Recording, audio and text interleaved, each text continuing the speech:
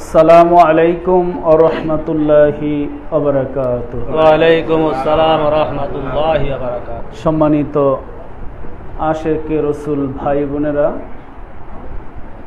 দাওয়াতুল খায়ের মাহফিলের কার্যক্রমের আমার বিষয়টা সর্বশেষ। আপনারা 10-15 মিনিট একটু মনোযোগের সহিত বিষয়টা শ্রবণ করবেন। বিষয়টা অতি সহজ, সুন্নাত এবং বিদআত। এ ব্যাপারে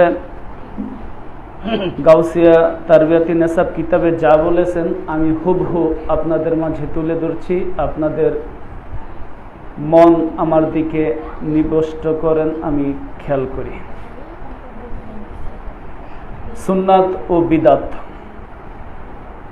মানুষের জীবনের পরম সার্থকতা আল্লাহ তাআলা সন্তুষ্টি অর্জনের মধ্যেই নিহিত। আল্লাহর ইবাদত বন্দেগী, হুকুম আহকাম পালন করে তারই অনুমোদিত পথে জীবন যাপনের মাধ্যমেই তার সন্তুষ্টি পাওয়া সম্ভব। আল্লাহ তাআলা ইরশাদ করেন, ওমা খলাকতুল জিন্না ওয়াল ইনসা ইল্লা লিয়াবুদুন। আল্লাহ বলেন, আমি জিন ও ইনসানকে সৃষ্টি করেছি একমাত্র আমার ইবাদত বন্দেগী করার জন্য। সূরা জারিয়াত আয়াত 57। বান্দা কিভাবে তার ইবাদত বন্দেগী করবে, কোন জীবন মাত্রা তাকে আল্লাহর পরিচয় দানে ধন্য করবে, আল্লাহর সঠিক আনুগত্য কিভাবে হবে, এসব প্রশ্নের সমাধান দিয়ে আল্লাহ তাআলা আরো ইরশাদ করেন, মাইয়ুতির রাসূলা ফাকাদ আতাআল্লাহ। যে ব্যক্তি রাসূলের আনুগত্য করল সে তো আল্লাহ তাআলারই আনুগত্য করল। সূরা নিসা আয়াত 80। আল্লাহ তাআলা এ প্রসঙ্গে আরো বলেন, কুল ইন কুনতুম তুহিব্বুনাল্লাহ ফাত্তাবিউনি ইউহিব্বুকুমুল্লাহ ওয়া ইয়াগফির লাকুম যুনুবাকুম আল্লাহু গফুরুর রহিম। তরজমা, বলুন হে হাবিব, যদি তোমরা আল্লাহর ভালোবাসা চাও তবে আমার অনুসরণ করো, তাহলে আল্লাহ তাআলা তোমাদের ভালোবাসবেন আর তোমাদের পাপ মার্জনা করবেন। আল্লাহ তাআলা অতীব ক্ষমাশীল ও দয়ালু। বলি সুবহানাল্লাহ। সূরা আলে ইমরান 31 নম্বর আয়াত। আল্লাহ তাআলার পছন্দনীয় মানব জীবন রাসূলের আনুগত্য ও অনুসরণের মধ্যেই নিহিত। এক কথায় আল্লাহ তাআলা রাসূলের জীবন আচরণকে অনুসরণ করলেই আল্লাহ তাআলা আমাদের উপর খুশি হবেন।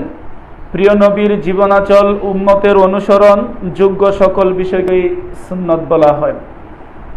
আসুন আমরা সুন্নতের পরিচয় সম্পর্কে জেনে নেই। সুন্নাত এর শাব্দিক তরিকা, কার্যপ্রণালী, জীবনাচার, প্রক্রিয়া, পদ্ধতি ইত্যাদি। এর বহুবচন হইল সুনানুন। যেমন কোরআন মজিদে ইরশাদ হয়েছে, কদ খলাকতা মিন ক্বাবলিকুম সুনান। তোমাদের আগে অতীত হয়েছে অনেক ধরনের জীবনাচার। অপর জায়গায় মহান আল্লাহ তাআলা আরো বলেন, সুন্নাতু মান কদ আরসালনা ক্বাবলাকুম মিন রুসুলিনা ওয়ালা তাজিদু লি সুন্নতি তাহবিলা। অর্থাৎ আল্লাহ তাআলা বলেন, আপনার পূর্বে আমি যত রাসূল প্রেরণ করেছি সবার ক্ষেত্রে এরকম নিয়ম ছিল, আপনি আমার নিয়ম ব্যতিক্রম করবেন না। সূরা বনী ইসরাইল।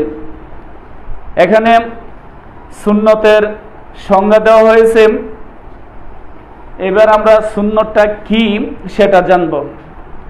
কিতাবের ভাষায় আস সুন্নাতু তাতলুকু আলা কওলিহি আলা নবী করিম সাল্লাল্লাহু আলাইহি ওয়াসাল্লাম ওয়া ফিলিহি ওয়া সুকওয়াতিহিম আলা আকওয়ালিস সাহাবাতি ওয়া আফআলিহিম।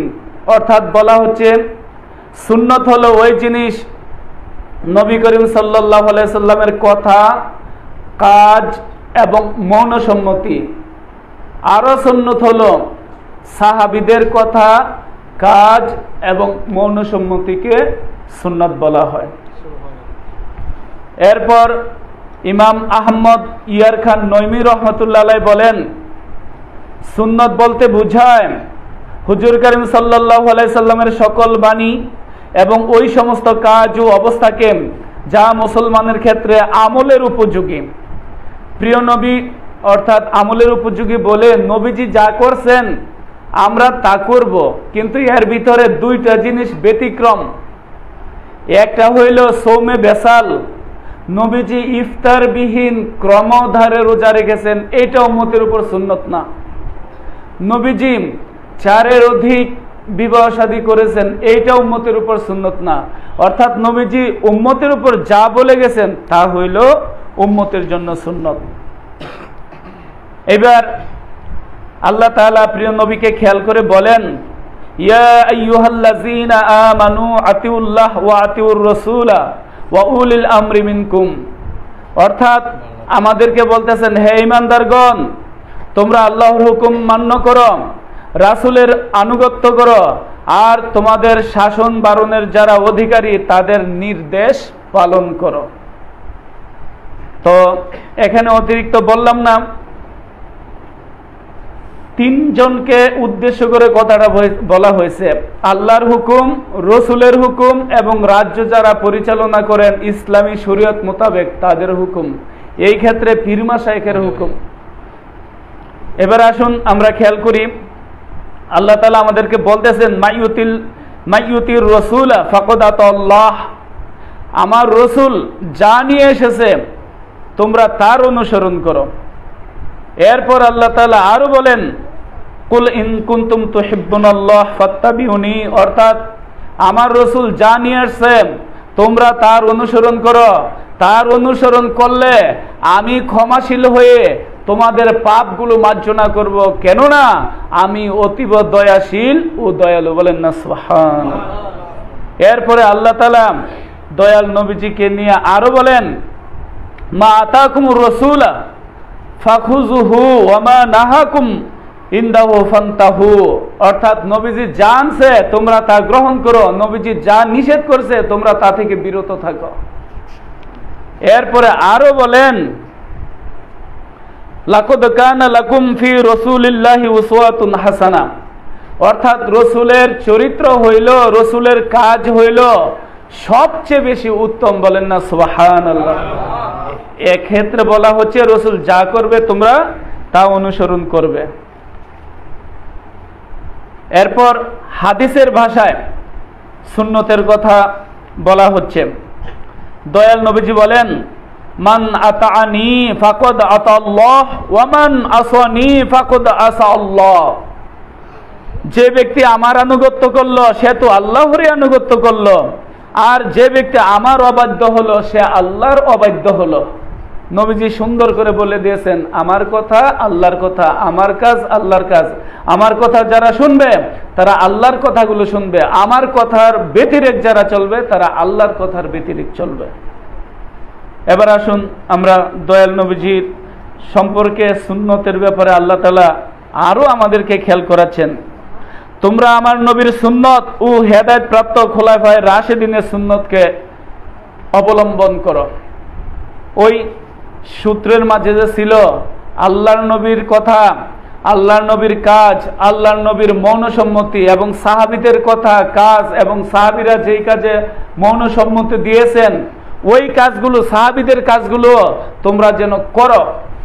তো আল্লাহ তাআলা আমাদেরকে সুন্নতের যত রকমের কাজ আছে প্রত্যেকটা কাজ সুচারুরূপে সুন্দরভাবে আদায় করার তৌফিক দান করুক। উচ্চ স্বরে একবার বলি আমিন। সর্বশেষ আর একটা হাদিস শরীফ আমি আপনাদেরকে বলে আমি আমার আলোচনা থেকে বিদায় নিচ্ছি।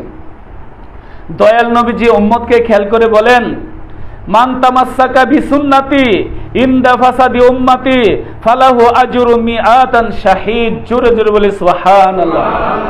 এই হাদিস শরীফের অর্থ হচ্ছে, যেই ব্যক্তি আখিরি জমানায় যখন মানুষগুলো খারাপের দিকে চলে যাবে ওই জমানায় যদি কোনো ব্যক্তি আমি মুহাম্মদ সাল্লাল্লাহু আলাইহি সাল্লামের সুন্নতকে গ্রহণ করে 100 শহীদের সওয়াব সে পাবে। বলেন না সুবহানাল্লাহ। অর্থাৎ এই মুহূর্তে এখনই আমাদের সময়, এখনই আমাদের দয়াল নবীজির সুন্নত পালন করার সময় আসছে। যতগুলো সুন্নত আমরা জানি এবং কোরআন শরীফে হাদিস শরীফে পাই, নাইবে রসুল, আশেক রসুল, আলিমদের মুখে শুনি, প্রত্যেকটা সুন্নত আমরা যেন সুন্দর মতো পালন করি। আল্লাহ তাআলা আমাদেরকে সে তৌফিক দান করুক। উচ্চ আওয়াজে বলি আমিন। ওয়া আখির দাওয়ানা আলহামদুলিল্লাহি রাব্বিল আলামিন ওয়া মা তাওফিকি ইল্লা বিল্লাহ।